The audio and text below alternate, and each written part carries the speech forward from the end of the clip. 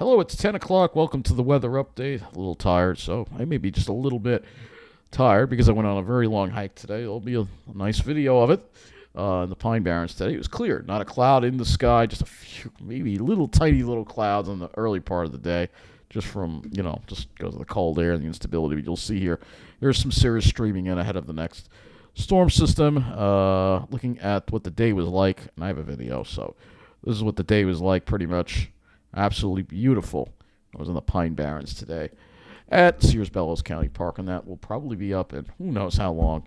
But, probably, by tomorrow it should be up. But let's look at the weather map here. You say you have the highs moving offshore now.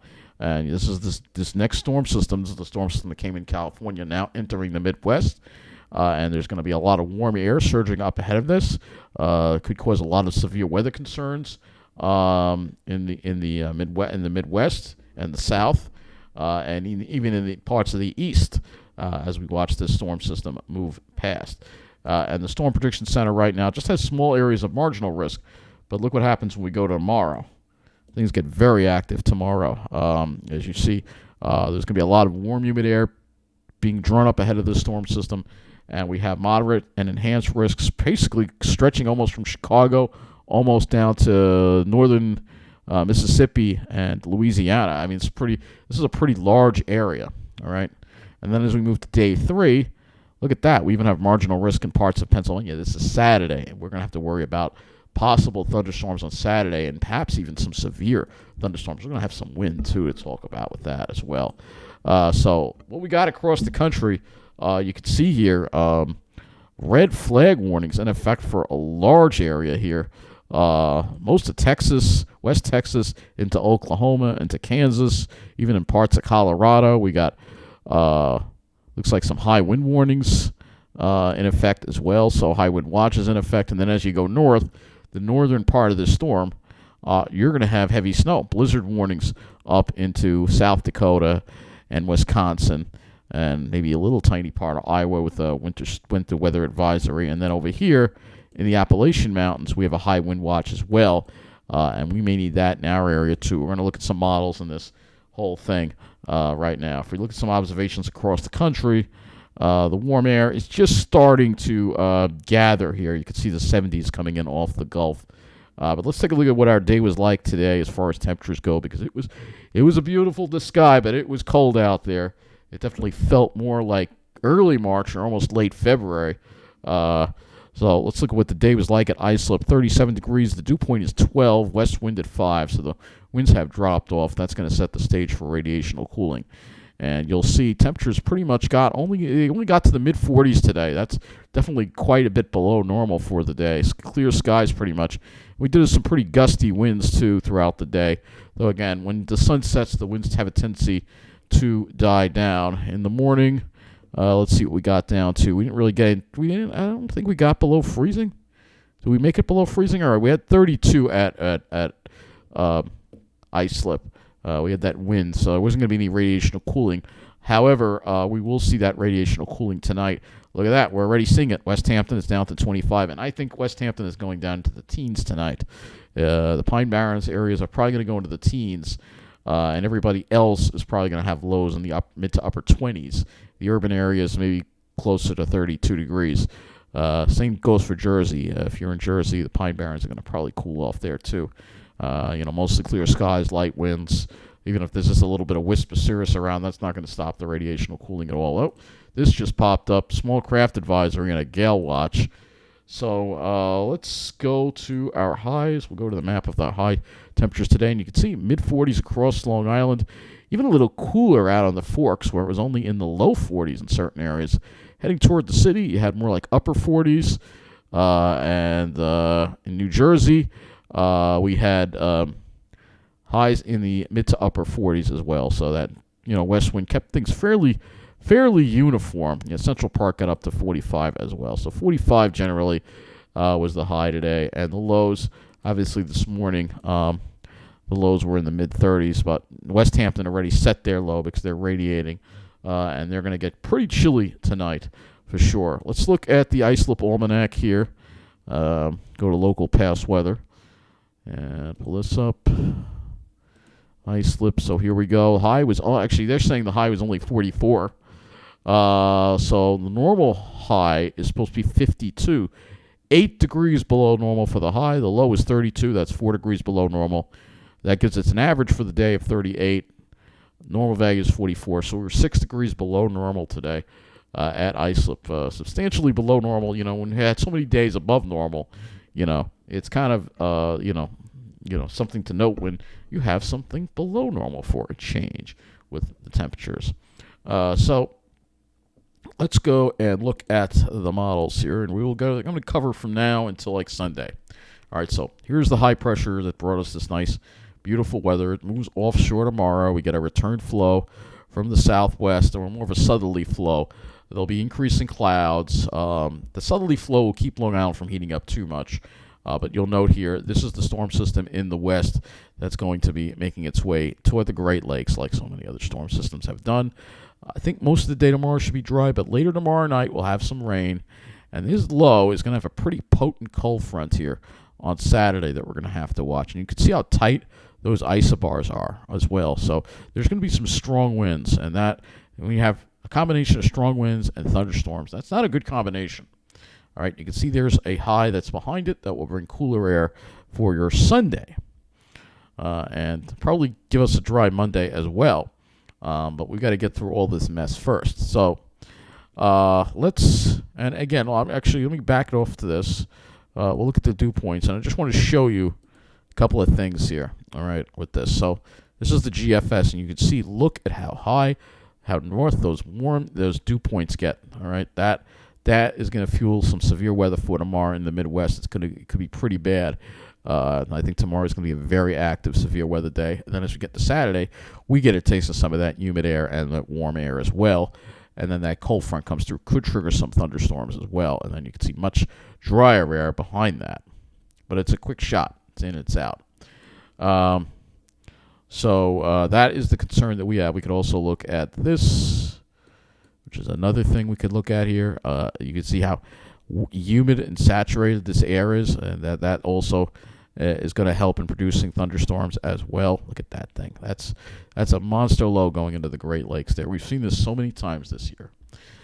So let's go look at the HRRR model. And we do have the 0Z run of the HRRR. And so we're dry through the night. It's not until we get toward later tomorrow night, and the HRRR is really even backing off the idea that I think most of tomorrow evening is going to be dry until you get toward around midnight. And then you're going to see some of those showers move in. All right, and this is going to be sort of like with the humid air advection. Look at how tight those isobars are, too, as well. And then I think we'll definitely need a wind advisory for probably Friday night to Saturday. And then for Saturday, you'll see showers to start. And then we have the cold front come through with some thunderstorms, perhaps. There could be thunderstorms here, too, as well. And that's look at that V. This is why we're concerned about when you see the isobars do this. That means a strong cold front that could have severe thunderstorms. And you know what? With that kind of look, I wouldn't even rule out the possibility that outside chance there could be a tornado somewhere in the Northeast with a setup like this. So yeah, that's what we have to be concerned about. So if we look at our air masses, you'll see how it changes. We're in the dry air now. Friday, it's still, the winds go to the south. You see a south wind. You're still in the relatively dry air, but look at what happens as you get into Saturday. The south winds become a little more southwesterly. I think it's enough to keep Long Island from getting too hot, but Jersey's going to blaze, possibly 70s. And you can see some pretty strong winds ahead of that. You can see all those barbs on the ice on the thing. So that means some pretty strong winds right there, and that's definitely a concern that I'm going to have for Saturday. And again, you see that sharp deformation line. That is where we could see some thunderstorms. So if we look at the HRRR temperatures here, tonight, obviously, as I said before, it's going to be pretty cold with the radiational cooling. But once we get that southerly wind tomorrow, it probably will get up into the low 50s, but because of the cloud cover, it won't heat up that much. However, if you're in Jersey, it could get, especially the further south you are, 60s, 50s. But it's Saturday that we're really going to see things heat up. So you'll notice the temperatures stay mild Saturday, Friday night. You see temperatures actually rise as we go through the night, through the mid-50s. And then look at what happens on Saturday here. 70s possible for New Jersey, and 60s and possibly near 70 on the North Shore and perhaps even in central Nassau. It's going to be quite warm and quite damp, and just it's going to be, it's going to be a weird day, or it's going to be very, warm and humid again. This is April Fool's Day, I guess you're going to say. It's going to feel a little more like June on April Fool's Day before this thing, maybe more like late May, but you will get fooled because it will get cold again for those who don't like the cold weather. All right, but that again is some pretty substantial warm air, and that's you have this cold front that's coming through. And I want to look at a few more models here. Let's go to the NAM, and I know I don't have enough of the 0Z, so let's go look at the NAM and see what it does with this front as well. And actually, I'm going to use the wind barbs on this. So the NAM moves. The NAM is still a little more aggressive in moving some showers in by the evening tomorrow. But let's see what the NAM does with this. You can see the showers and thunderstorms there that develop, and there's your cold front. It has to fall apart. But again, the models sometimes underestimate this, and this is something we have two. You see two kind of lines that could develop here. We have the first line here that's going to take and then you have the second line that's going to come through. So we have a couple of opportunities here. Let's go look at the FGen, which probably isn't all that impressive, but we will look at it. It's not all that impressive. Well, here, look at this. That's a strong cold front right there. That's what we got to watch out for. All right, so that's what we have to be concerned about. Obviously, this is still a couple of days away, so it's going to be hard to pinpoint exactly what's going to happen here. But some of these parameters definitely concern me. And then you have the winds as well. If we go to the MSLP and 10M, we run with the. We will use the NAM 12 for this. I know I only have 20 hours of this, so I have to go back again to the 18s. Let's see what the NAM does with the winds. So there is some pretty strong winds. It doesn't really look terrible. Oh, yeah, it does get worse as you get to Saturday. So, but again, this has a tendency to underestimate it. That's why I like using Ventu Sky, because it looks like it's all over the water when, in fact, it is over the land, some of those strong winds as well that you're going to have. And then as you get into Sunday, you'll see it will improve and will clear out. So if we go to the GFS and look at our dew points and wind flow here, as we get into Sat, you'll see there's that front. Winds quickly shift to the west-northwest. Dew points drop by probably by midnight. You're going to see temperatures drop, and then look at that, boom, some more cold, dry air comes in again. Polar air, perhaps. Northwest winds for Sunday, but it will be short-lived. So it's just like today, it's going to be in and it's going to be out. That's the way it's been all season long. So if we look at our temperatures, GFS also agreeing that we're going to see some pretty substantial warmth. But again, if you're on the South Shore, East End, you likely wouldn't see that warmth. You'll get a sea breeze. And then as we get towards Sunday morning, you're going to be in the mid-30s to start, and then maybe not as quite as cold as this shot of air, but you're still showing temperatures in the upper 40s to around 50, which is still a little bit below normal for Sunday. So let's take a look to see how much rain that is being predicted here. And you'll see here that it's because it's a showery nature, it's going to be hit or miss depending on where the rain comes. But you could get up to a half an inch of rain depending on where it hits. Otherwise, other areas could see less. This is, again, what the GFS thinks. Let's go to the NAM, because we all know the NAM is the heavier of the models. And you can see the NAM is definitely showing a little more like a widespread area of a half an inch. Wherever these showers hit, But because it's showery, not everybody is going to get the same amount of rain. It's going to probably be, numbers are probably going to vary somewhat because of that showery nature of the precipitation. So there you go. That's what it looks like. We'll go and look at the skies on the GFS here, just to show you. Obviously, tomorrow we're going to cloud up with these cirrus clouds. We'll run the RGM. Obviously, Saturday. But you'll see Sunday, things should clear out. And you see the GFS there showing plenty of sunshine. Though for Monday, we'll probably have some high clouds to deal with. And the RGM, I don't even think it's going to take us out to Sunday. Oh, it does take us out to Sunday. So look at it tomorrow. You'll see that cirrus coming in. You'll have the cirrus. You'll start out with some sun and cirrus. The cirrus thickens throughout the day. Then we're overcast throughout Saturday, obviously. Most of Saturday, but look at what happens toward the later in the afternoon. The sun comes out. So this could help destabilize things as well and create some instability. And then as we get into Sunday, maybe a few morning clouds, and then that's it. We're mostly sunny for the rest of the day. Similar to today, but not quite as chilly. But it'll still be a nice day. But we're going to have to get through, again, this severe weather risk that I'm a little concerned about here. Let me go back to the HRRR, and I want to actually run some soundings if we can. Yeah, that's Saturday time frame. 20Z is perfect. Let's do that. Let's see what we got. Oh, yep, you see? There you go. It's that's some instability right there. So, yeah, you can see. Where did that go? We'll pull this up again. Yeah, there's some instability here for sure. These soundings, and that's something concerned about as soon as you see something like this. So we're going to have to watch this closely because, yeah, this is going to be a definite concern for some possible severe weather as we get toward Saturday. So let's go and look at the winds situation. Obviously, this is for tomorrow. Tomorrow is going to be a very active day as well with this front. So let's go and look at the wind situation. We'll actually visualize what's happening across the country, and you can already see the warmth that is already bubbling up. All right, we're just looking at temperatures here. I move this into tomorrow, and you'll see it even more. This warmth that's streaming up, and you have this low here, and this is a deep low, and then you have colder air coming behind. This sets the stage for the severe weather.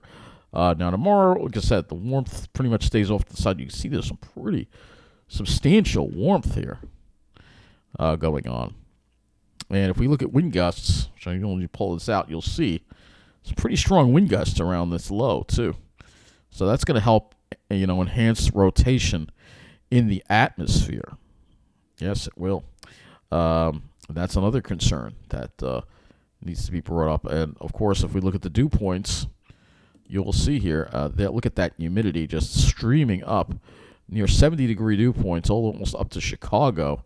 That's pretty far north. All right, that all works its way east as we get toward. And you can see, look at that dry line right there. That's what you get with severe. That's what's going to cause some severe weather. I have a feeling we're going to see quite a few tornadoes tomorrow, and some of them could be pretty bad. So this moves east as we go into Saturday here. Move this back a little bit here. You'll see this stream of moisture coming up the eastern seaboard here. This was look at the dew points, all right? So this is coming up ahead of this cold front here. And you can see, look how fast those arrows are moving. That's some strong winds right there, right? I'll put the temperatures on the screen. You'll see all the warmth that's going to go, even all the way up into almost into Canada. All right, you're going to have this warm air coming up.